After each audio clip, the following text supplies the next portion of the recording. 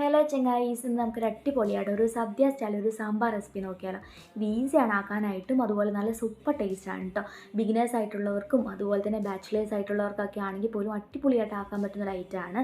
അതിനായിട്ട് ആവശ്യമായിട്ടുള്ള പരിപ്പ് ഞാൻ കഴുകി വൃത്തിയാക്കി കുക്കറിലേക്ക് ഇടുന്നുണ്ട്. കുറച്ച് വെള്ളവും മഞ്ഞൾപ്പൊടി ഉപ്പും കൂടി ചേർത്ത് ഇത് നന്നായിട്ടൊന്ന് കുക്ക് ചെയ്തിട്ട് മാറ്റി വെക്കുക. പിന്നെ ഇതിലേക്ക് വേണ്ടുന്ന കഷ്ണങ്ങൾ ഞാൻ അരിഞ്ഞെടുത്തിട്ടുണ്ട്. ഇതുപോലെ ഒന്ന് അരിഞ്ഞിട്ട് ആവശ്യമായിട്ടുള്ള കഷ്ണങ്ങൾ നമുക്ക് എടുക്കാവുന്നതാണ്. ഇത് നമ്മൾ കുക്കറിലാണ് കുക്ക് ചെയ്യുന്നത് കേട്ടോ. ഇതിൽ തക്കാളിയും വെണ്ടയ്ക്കയും മാത്രം നമ്മൾ മാറ്റി വെച്ചിട്ട് ബാക്കി എല്ലാ പച്ചക്കറികളും നമ്മൾ കുക്കറിൽ ആണ് കുക്ക് ചെയ്തെടുക്കുന്നത്. അപ്പോൾ പച്ചക്കറികളെല്ലാം ഞാനിത് കുക്കറിലേക്ക് ഇടുന്നുണ്ട്. അതുപോലെ തന്നെ നേരത്തെ നമ്മൾ കുക്ക് ചെയ്ത് വെച്ചിരിക്കുന്ന നമ്മുടെ പരിപ്പ് അതും കൂടി ഞാൻ ഇതിലേക്ക് ചേർക്കുന്നുണ്ട്. നമുക്ക് എത്രയാണോ നമുക്ക് ഗ്രേവി ആവശ്യമായിട്ടുള്ളത് അതിനനുസരിച്ചുള്ള വെള്ളം കൂടി നമുക്ക് ഈ ഒരു സമയത്ത് തന്നെ ഇതിലേക്ക് ചേർക്കാവുന്നതാണ്. അതുപോലെ തന്നെ വാളംപുളി എത്രയാണോ നമുക്ക് പുളിക്ക് ആവശ്യമായിട്ടുള്ള ആ ഒരു വാളംപുളിയുടെ വെള്ളം കൂടി നമുക്കിതിലേക്ക് ചേർത്ത് നന്നായിട്ടൊന്ന് മിക്സ് ചെയ്തെടുക്കുക. പിന്നെ നമുക്ക് വേണ്ടത് പൊടികളാണ് കേട്ടോ. പൊടികളെന്ന് പറയുന്ന സമയത്ത് 2 ടീസ്പൂണ് നമ്മുടെ സാമ്പാർ പൊടിയും അതുപോലെ തന്നെ ഇതിലേക്ക് ആവശ്യമായിട്ടുള്ള ഉപ്പും അതുപോലെ തന്നെ ഒരു നുള്ളി കായ്പ്പൊടിയും കൂടി ഞാൻ ചേർക്കുന്നുണ്ട്.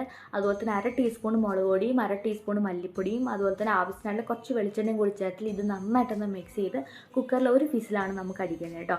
ഒരു ഫിസിൽ അടിച്ചതിന് ശേഷം ഇതിൻ്റെ എയർ പ്രഷറും കാര്യങ്ങളൊക്കെ കളഞ്ഞെടുത്ത് കഴിഞ്ഞാൽ നമ്മുടെ പച്ചക്കറികളൊക്കെ നമുക്ക് എല്ലാം നന്നായിട്ട് നമുക്ക് വെന്ത് കിട്ടിയിട്ടുണ്ടാവും.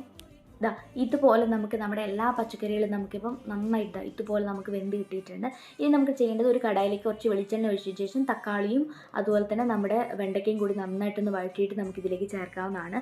അതേ കടായിൽ തന്നെ കുറച്ച് വെളിച്ചെണ്ണയും കടുകും കുറച്ച് കൊച്ചുള്ളിയും കറിവേപ്പിലയും വറ്റൽമുളകും ഒക്കെ ചേർത്തൊന്ന് താളിച്ചെടുത്ത് കഴിഞ്ഞാൽ നമ്മുടെ അടിപൊളി സാമ്പാർ തയ്യാറാണ് കേട്ടോ.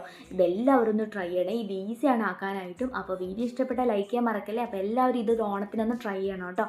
അപ്പോൾ മറ്റൊരു വീഡിയോ ആയിട്ട് കാണാൻ വരെ താങ്ക് യു, ബൈ ബൈ.